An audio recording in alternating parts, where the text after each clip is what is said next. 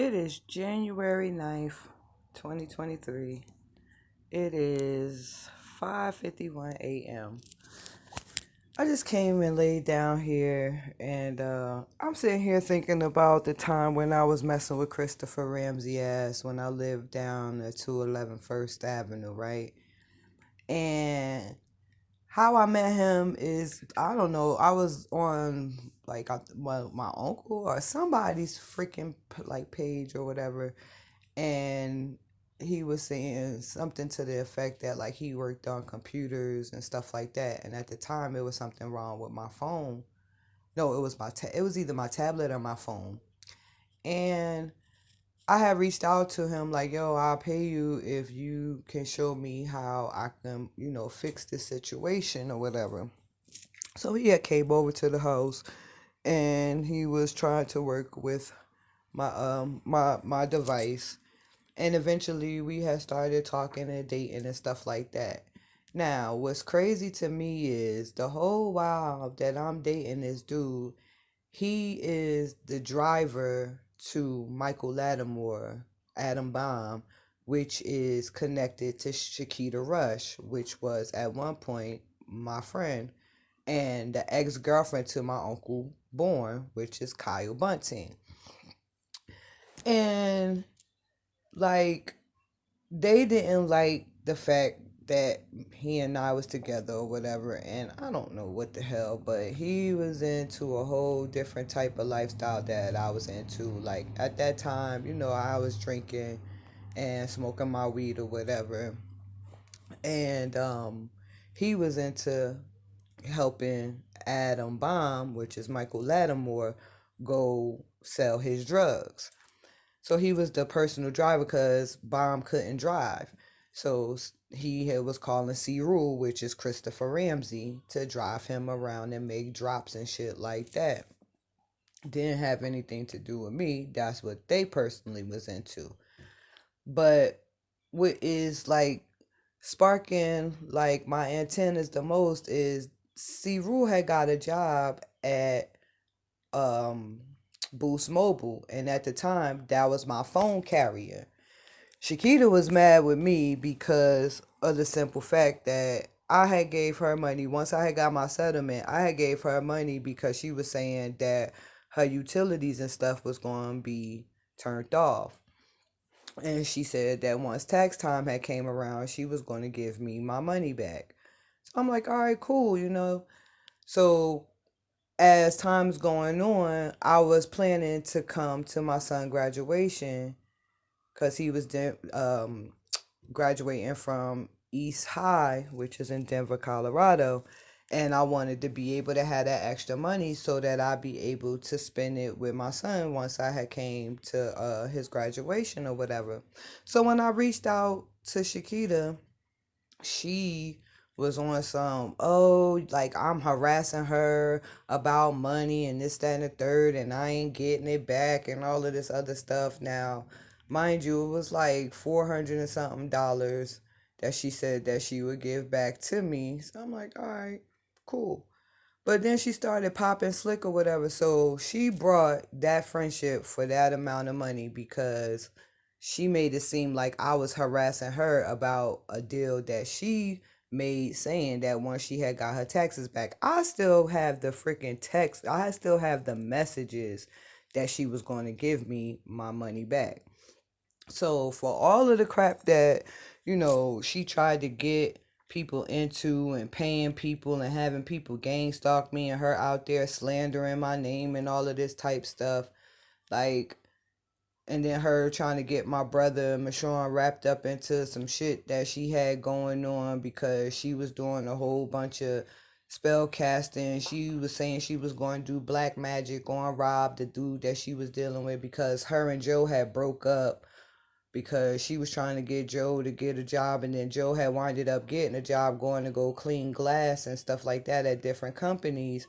And she was like pretty much like her hounding him and saying that that wasn't enough and money, money, money, and this, that, and the third, and blah, blah, blah. So they winded up breaking up. She started dealing with this dude named Rob. And Rob was calling her out on her shit or whatever, and whatever type shit that he was into, She was saying that she was going to put black magic. She even sent me the spell that she was going to do on this dude. And I'm like, wow, like, this type time she, on or whatever, like, that's some real dark ass shit or whatever.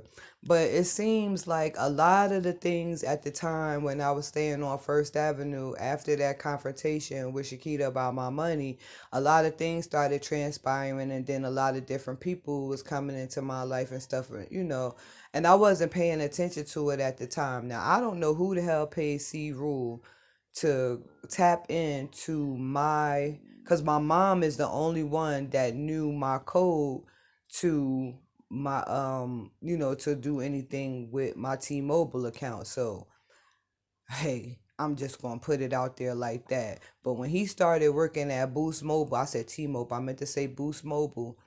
My mom was the only one that knew my 4-digit password because like me and her had a family plan to make our bill lower. So, I'm looking at it like, and it's around the time that I was dealing with him is around the time when it said that my freaking devices was hacked, which was in 2016, October of 2016 to be exact. So I'm just sitting here piecing more and more and more of this stuff together and making a correlation with a lot of things. Now, see, Rule and I stop being in a relationship because while he and I was in a relationship, he was dealing with another young lady, which he come back to me and tell me that she was pregnant, and I'm like, what the fuck, like. So we get into a little squabble or whatever, and the police winded up coming to my mom's house. At the time, my mom was dealing with this dude named Earl Preston, and she was at his house. So I had called my mom to let her know that the police had came to the house or whatever. She was a little bit upset. See, Rule had winded up leaving. He said that he didn't want to press charges on me or whatever the case have you, but they told him to leave, and I was fuming because I'm like, how are we in a whole relationship? But I should have known something then because the times when he was coming over to the house and he and I being intimate and shit, like, I always had to tell him to get in the shower because he always smelled weird, like. But anywho, I ain't gonna get too much into that. But yeah, I'm making a whole bunch of correlations to a lot of things that transpired in my past. And, that was stood out to me the most. As I'm laying here, I'm like, wait a minute. He was working at my phone carrier at the time, and my mom at the time was the only one that knew my 4-digit password. So it's making me know that, it's nothing that I have been saying on here as far as people hacking into my devices and setting me up to make certain things look a certain type of way, and then whatever reports and whatever they was doing behind the scenes, to have people gang stalking me, following me, watching me, having monitoring devices, placing me under illegal case study managements and stuff like that. Like, yeah, I'm putting all of this stuff together. Y'all done sat there and called me crazy, had everybody looking at me like I was out of my mind and I didn't know what I was talking about because of the fact that I am a recovering addict. So, people use that to harp and play on, certain situations.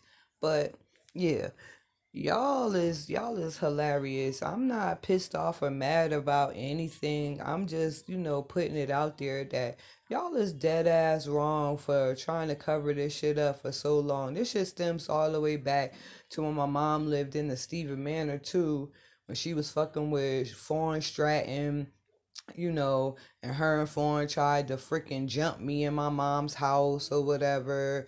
Then Charlie, got into it, and my brothers winded up jumping him because Charlie was talking mad shit, and he tried to blackmail my brother to keep his mouth closed about whether or not Charlie had went to go pick my son up from school. Because at the time, yes, I was hustling at the time, and I have like lost track of the time, and I had called and see like if somebody picked my son up, and he had told me no, but he was in the car with my brother and my son at the time, and he told my brother to keep his mouth shut so my brother Mashawn got mad with Charlie and started asking him like, "Yo, why would you lie to my sister, and my nephew, right in the car, or whatever?" So he threatened my brother, talk about if he told me that Charlie told him that he was gonna fuck him up. So at the time, me, my son, my brothers, and we all stayed with my mom in the Stephen Manor, and Charlie was staying there with my mom too, or whatever. And when I got to my mom's house, because I stayed at my grandma's house the night before, so when I got to the house the next day to get my son ready for school, my brother had told me what Charlie had said. And, I went right in my mom's room and I confronted him like, yo, you told my brother, to lie and say that my son wasn't with him. And my brother confronted you and asked you, why did you lie? And you told him you was gonna fuck him up if he told me. Well, he just told me. Now go, I dare you to go in there and fuck him up. First of all, dude, you ain't nobody's father. I don't care if you is fucking my mom, you're not our dad. So you're not about to sit here and try to pump no fear into nobody's heart because you wanted to be cowardice and lie and say that you didn't pick my son up from school that day because my mom was pissed off or whatever. But my mom always seemed to work with the people that she was in a relationship at that time to come up against me and my brothers any damn way. So, she was riding with him on that situation or whatever, and then she winded up coming to want to fight me and attacking me with a crystal ashtray, got my son all scared and shit, and she winded up putting me and my son out. And then eventually she had put my brothers out. It was some dope that was found in my mom's living room one day when she was cleaning, and she automatically tried to put that shit on my brothers when in all actuality Charlie was the one that had went back. He was getting high and doing dope and shit like that, and he had lied and said he ain't know nothing about it. And at the time my brothers wasn't selling no damn drugs. Keyshawn worked at the barbershop, and Mashawn, I think he was working at the windmill or some shit like that. And she took a fucking walking stick that I call him dad. My dad Herbert Jones had brought her years, but years before that when they was in a relationship, he had went somewhere and they was in Newark, and he had brought her this real cute African like walking stick. And she had that, and she beat my brother Mashawn over his fucking back, almost broke my brother back and shit. And then she wanted to get scared or whatever, like trying to cover that shit up. It just been so much shit that had happened in the course of a period of time, in the past or whatever, where a lot of things was manipulated, a lot of things and lies and shit like that was told to make shit look a certain type of way when it wasn't even that. But she turned her back on her kids for niggas and chicks that she was in relationships with. But yeah, like I'm just gonna keep on, making my posts and putting it out there for whoever is to view it to know, the actual truth of what was transpiring back in the day that led up to certain things to where, like I said, I had cameras and shit put in my home monitoring me, even to the point where I done moved all the way over to the West damn coast.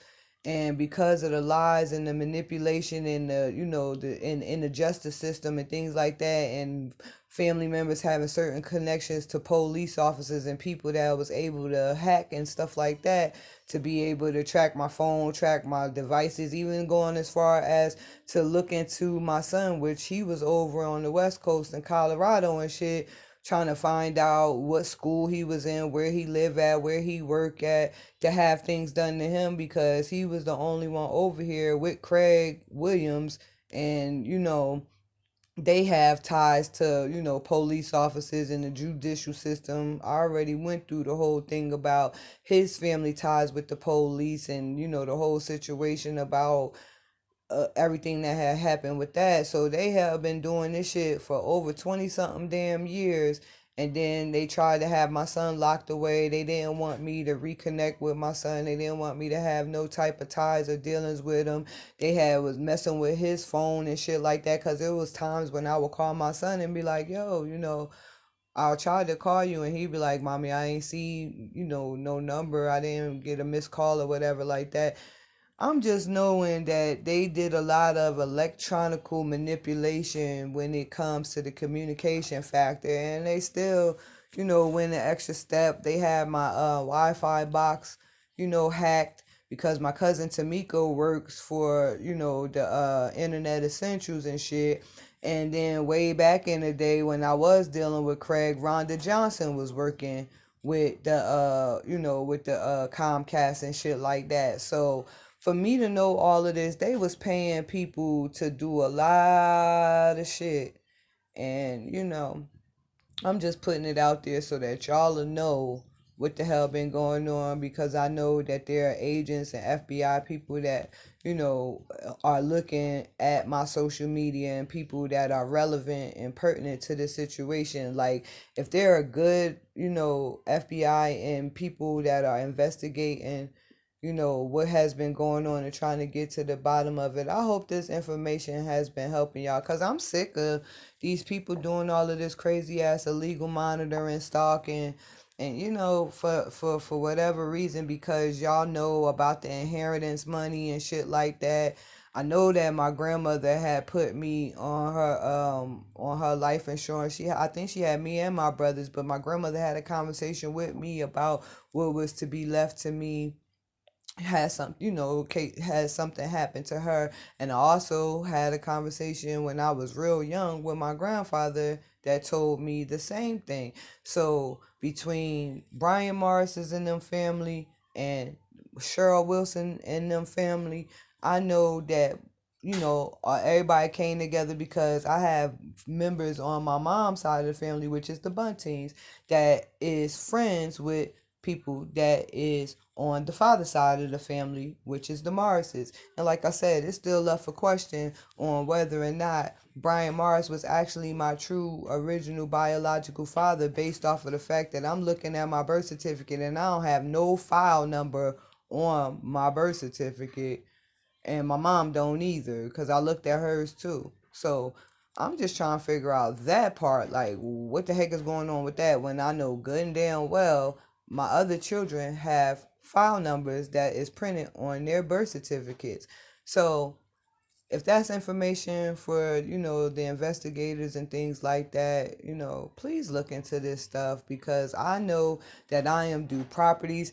I don't know, for some reason too, I think that Herbert Jones may have left something, because he was very prominent. He is a recovering addict, but he went on to get degrees and stuff like that in working with people that are that have addictions and stuff like that, to where he was working with them to to get themselves right and stuff. He had all types of crazy good credentials, and he was doing something real positive. And I used to get excited once I had got myself clean and stuff, seeing him at meetings and things like that, because that was the one prominent, positive male figure at that time that I did have into my life. Now, I don't know what he did previous to him getting himself together. I have no clue what he did in his lifetime, but I know when he came to be a part of my life, he was a positive guiding force. And I don't know why he and my mom broke up, but I know he did propose to my mom or whatever, but the engagement was called off.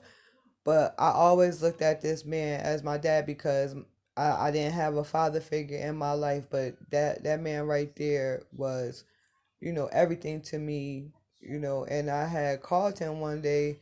I was thinking about him when I think I was living in Salem when I had called him, and he had told me that his prognosis was getting very, very serious, because he had HIV, and he had told me that it had escalated, and that he didn't have long to live or whatever like that. I think his daughter had answered the phone when I had called, and she was asking like who was I or whatever, and I had let her know who I was, and then I had actually spoke to him, which brought great joy to my heart, but then at the same time very much great sadness, because like the only positive male figure that was around in our life, he was getting ready to pass away, and I felt like, damn, I'm losing another male figure, in my life. Like with Bryant, I only had like the last 2 years of his life off and on.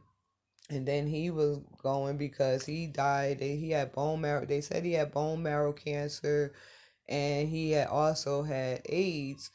And he passed away. But I don't hold any anger or resentment towards anybody or anything in this situation. Like everything was like a learning experience for me to be able to grow and learn and to, heal and evolve to be able to be the best version of myself and to provide the best possible life that I can for my children and for other people that I come in contact with.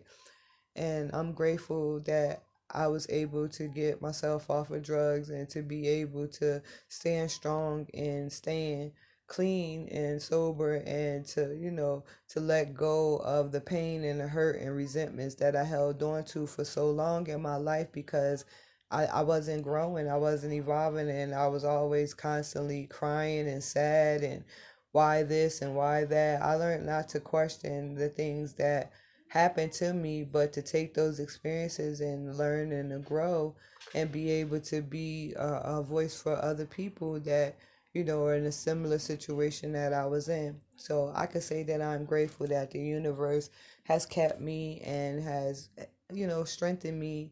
And people call me crazy or whatever, but from time to time, if I sit still enough and I meditate, I can hear like my ancestors, that once were here talk to me. And, sometimes, they let me know certain things and they keep me abreast and aware of what's going on around me and the things that I should pay attention to. And I also know that they tell me that they are proud of me. And I am grateful for that because the only thing that I want to do is make them proud, for me to be the one in my family that is strong enough and willing and capable and to be able to speak and to tell certain things that they weren't strong enough to put forth into you know being able to heal, grow, and evolve based off of whatever their life experience was while they were here. So I am thankful, and I just wanted to put that out there. Until next time, peace.